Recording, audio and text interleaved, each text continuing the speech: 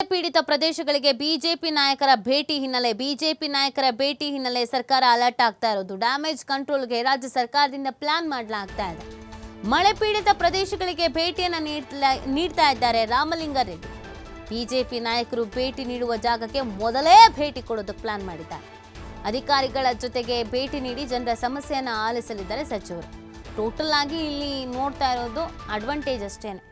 ನಮಗೇನು plus point ಆಗುತ್ತೆ, ನಮಗೆ ಡ್ಯಾಮೇಜ್ ಆಗಬಾರ್ದು, ಅವ್ರಿಗೆ ಮುಖಭಂಗ ಆಗಬೇಕು, ಇವ್ರಿಗೆ ಮುಜುಗರ ಆಗಬೇಕು. ಅದನ್ನು ಹೊರತುಪಡಿಸಿ ನಿಜವಾಗ್ಲೂ ಜನರಿಗೆ ಸಮಸ್ಯೆ ಆಗಬಾರ್ದು, ಜನರ ಸಮಸ್ಯೆ ಏನು ಅಂತ ಕೇಳೋದಕ್ಕೆ ಒಬ್ಬ ನಾಯಕರು ಹೋಗ್ತಾ ಇಲ್ಲ ಅಂತ ಕಾಣಿಸುತ್ತೆ.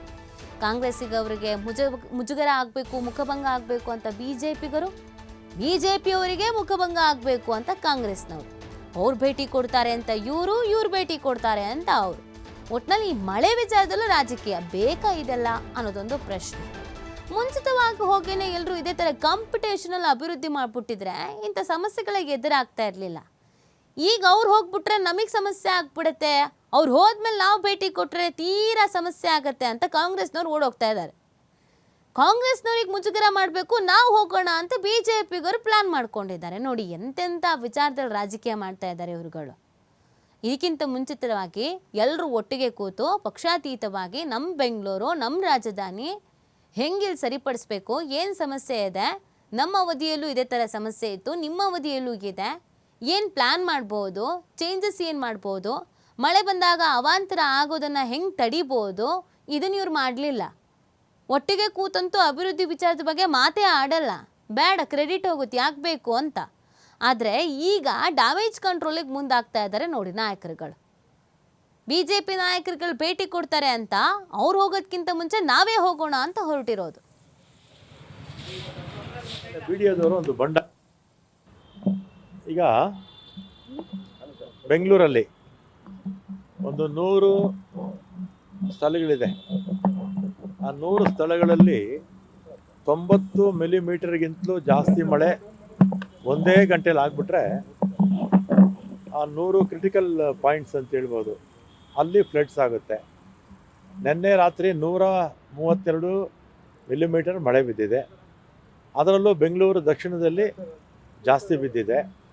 ನಮ್ಮ ಕ್ಷೇತ್ರದಲ್ಲಿ 5-6 ವರ್ಷದಿಂದ ನಮ್ಗೆ ಯಾವ ಸಮಸ್ಯೆನೂ ಇರಲಿಲ್ಲ. ಈ ಸಲ ಮಳೆ ಜಾಸ್ತಿ ಆಗಿದ್ದರಿಂದ ನಮ್ಮಲ್ಲಿ ಸ್ವಲ್ಪ ತೊಂದರೆ ಆಯಿತು.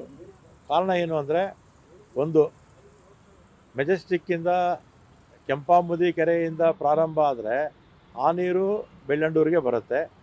ಮತ್ತು ಈ ಕಡೆ ಮೀನಾಕ್ಷಿ ಟೆಂಪಲ್ ಇದೆಯಲ್ಲ, ಅಲ್ಲಿಂದ ಬರುತ್ತಲ್ಲ ಸ್ಟಾರ್ಮ್ ಡ್ರೈನ್, ಮಡಿವಾಳ ಕೆರೆ ಮೇಲೆ 7 ಕೆರೆಗಳ ನೀರು ಬರುತ್ತೆ. ಆಮೇಲೆ ಬಿಡಿಯೋದವರು ಒಂದು ಬಂಡ್ ಹಾಕ್ಬಿಟ್ಟಿದ್ರು. ಈ 2 ಸ್ಟಾರ್ಮ್ ಡ್ರೈನು, ಒಂದು ಡಬಲ್ ರೋಡ್ದು, ಇನ್ನೊಂದು ಮಡಿವಾಳ ಕಡೆಯಿಂದ ಬರೋದು, 2 ನೀರು ಬೆಳ್ಳಂಡೂರು ಕೆರೆಗೆ ಹೋಗಬಾರ್ದು ಅಂತ ಬಂಡ್ ಹಾಕಿ ಚಿಕ್ಕ ನಾಲೆ ಮಾಡಿದ್ರು. ಅದು ಸಾಕಾಗಲಿಲ್ಲ. ಅದರಿಂದ ನಮ್ಗೆ ಸ್ವಲ್ಪ ತೊಂದರೆ ಆಯಿತು. ಬೆಳಿಗ್ಗೆ ಅದನ್ನು ಹೊಡೆದಾಕಿದ್ದೀವಿ, ನಮ್ಮ ಇಂಜಿನಿಯರ್ಸ್ ಹೋಗಿ ಹೊಡೆದಾಕಿದ್ದಾರೆ. ಮತ್ತು ನಮ್ಮಲ್ಲಿ 7-8 ವರ್ಷದಿಂದ ಯಾವ ಸಮಸ್ಯೆನೂ ಇರಲಿಲ್ಲ. ನಿನ್ನೆ ಸ್ವಲ್ಪ ತೊಂದರೆ ಆಗಿದೆ, ಇವತ್ತಾಗೋದಿಲ್ಲ. ಯಾಕೆಂದರೆ ಆ ಬಂಡ್ ಹೊಡೆದಾಕಿದ್ರಿಂದ ಸಮಸ್ಯೆ ಆಗಲ್ಲ. ಈಗ ಬೆಂಗಳೂರಲ್ಲಿ ಒಂದು 100 ಸ್ಥಳಗಳಿದೆ. ಆ 100 ಸ್ಥಳಗಳಲ್ಲಿ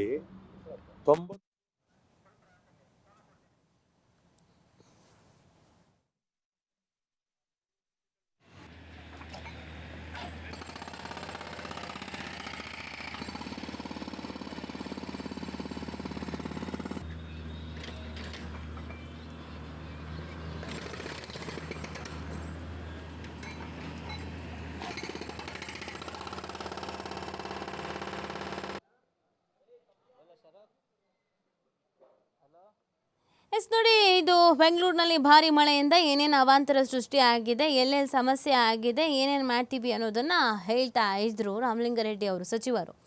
ಸೊ ಈಗ ಬಿಜೆಪಿ ನಾಯಕರುಗಳು ಕೂಡ ಭೇಟಿಯನ್ನು ಕೊಡಬೇಕು ಅಂತ ಪ್ಲಾನ್ ಮಾಡ್ಕೊಂಡಿದ್ದಾರೆ. ಅದಕ್ಕಿಂತ ಮುಂಚಿತವಾಗಿ ರಾಮಲಿಂಗಾರೆಡ್ಡಿ ಅವರು ತಾವೇ ಹೋಗಬೇಕು ಅಂತಲೂ ಪ್ಲಾನ್ ಮಾಡ್ಕೊಂಡಿದ್ದಾರೆ. ನಿನ್ನೆ ರಾತ್ರಿ ಇಡೀ ಸುರಿದಂಥ ಮಳೆಗೆ ಸಾಕಷ್ಟು ಸಮಸ್ಯೆಗಳಾಗಿದೆ. ಪ್ರಮುಖವಾಗಿ ನಾವು ಬೆಂಗಳೂರು ಗ್ರಾಮಾಂತರ, ಬೆಂಗಳೂರು ನಗರ, ಚಾಮರಾಜನಗರ, ಚಿಕ್ಕಬಳ್ಳಾಪುರ, ಕೋಲಾರ, ಮಂಡ್ಯ, ಮೈಸೂರು, ರಾಮನಗರ, ತುಮಕೂರು ಇಲ್ಲೆಲ್ಲ ಯೆಲ್ಲೋ ಅಲರ್ಟನ್ನು ಘೋಷಣೆ ಮಾಡಿಬಿಟ್ಟಿದ್ದಾರೆ. ಸೊ ಮೇ 26ವರೆಗೂ ಕೂಡ ಕರ್ನಾಟಕದ ಬಹುತೇಕ ಜಿಲ್ಲೆಗಳಲ್ಲಿ ಇದೇ ಥರದೊಂದು ವಾತಾವರಣ ಇರುತ್ತೆ ಅನ್ನೋದನ್ನು ಈಗ ಆಲ್ರೆಡಿ ತಿಳಿಸಲಾಗಿದೆ.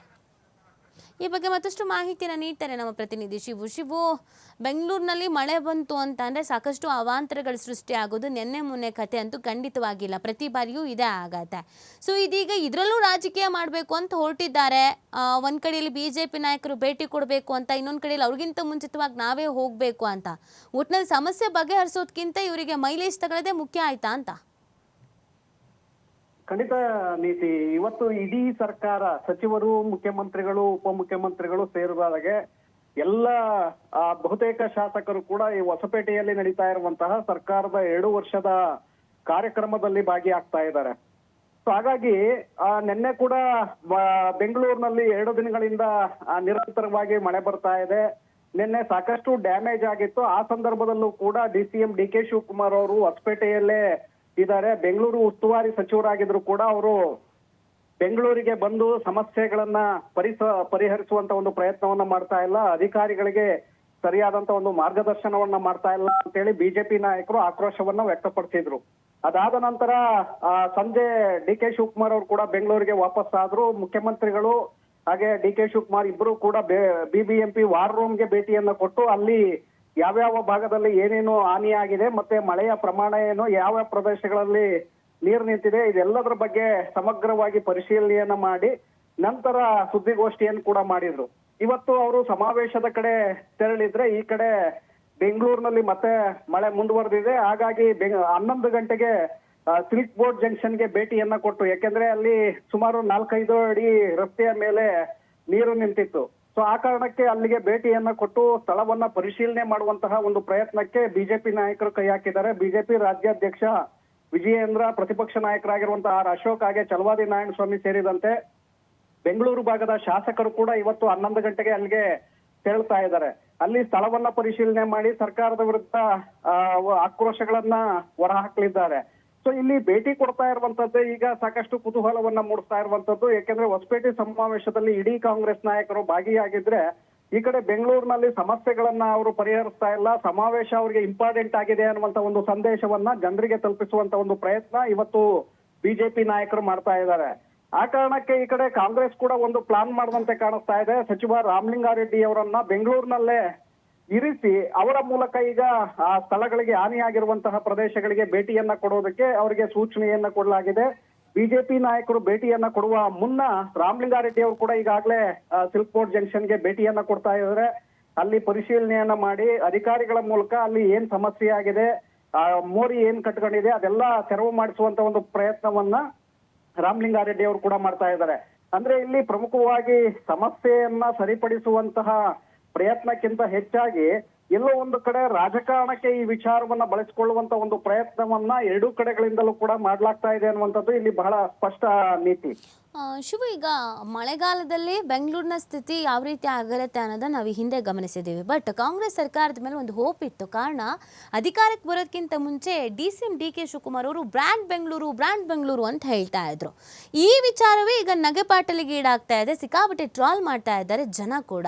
ಸೊ ಈಗಲಾದ್ರೂ ಕನಿಷ್ಠ ಪಕ್ಷ ಎಚ್ಚೆತ್ಕೊಂಡು ಅಲ್ಪ ಸಮಯದಲ್ಲಾದ್ರೂ ಏನೇನು ಚೇಂಜಸ್ ಮಾಡ್ಬೋದು, ಆ ಚೇಂಜಸ್ನ ಮಾಡೋ ನಿಟ್ಟಿನಲ್ಲಿ ಏನು ಪ್ರಯತ್ನಗಳು ನಡೀತಾ ಇದೆ ಅಂತ? ಖಂಡಿತ ನೀತಿ. ಯಾಕೆಂದ್ರೆ ಬೆಂಗಳೂರು ಉಸ್ತುವಾರಿಯನ್ನ DK ಶಿವಕುಮಾರ್ ಅವರು ತೆಗೆದುಕೊಂಡಿದ್ದಾರೆ. ಉಸ್ತುವಾರಿಯನ್ನ ತೆಗೆದುಕೊಂಡ ನಂತರ ಇಡೀ ಬೆಂಗಳೂರಿನ ಸಮಗ್ರ ಅಭಿವೃದ್ಧಿಯ ಕಡೆ ಅವರು ಗಮನವನ್ನ ಕೇಂದ್ರೀಕರಿಸಬೇಕಾಗತ್ತೆ. ಈಗಾಗಲೇ ಸಾಕಷ್ಟು ರೂಪುರೇಷೆಗಳನ್ನ ಸಿದ್ಧಪಡಿಸ್ತಾ ಇದ್ದಾರೆ. ಬ್ರಾಂಡ್ ಬೆಂಗಳೂರನ್ನ ಮಾಡಬೇಕು ಅನ್ನುವಂತ ನಿಟ್ಟಿನಲ್ಲಿ ಈಗಾಗಲೇ ಗ್ರೇಟರ್ ಬೆಂಗಳೂರು ವಿಧೇಯಕವನ್ನು ಕೂಡ ತಂದಿದ್ದಾರೆ.